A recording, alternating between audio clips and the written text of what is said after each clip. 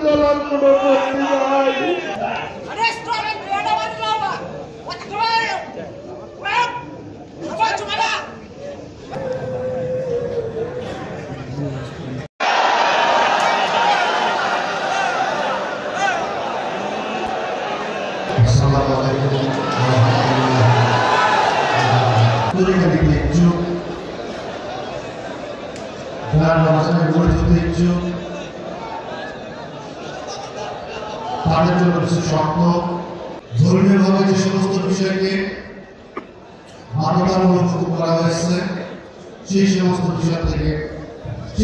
বিষয় অবশ্যই পালন করতে হবে। যে কোনো প্রকার অন্যায় অত্যাচার অবিচার ধোঁকাবাজি ঝগড়া ফাসাদ তর্ক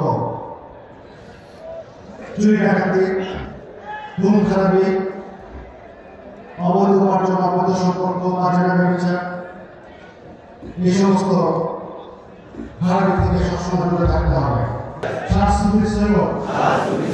আবুল ফজল সুলতান আহমদ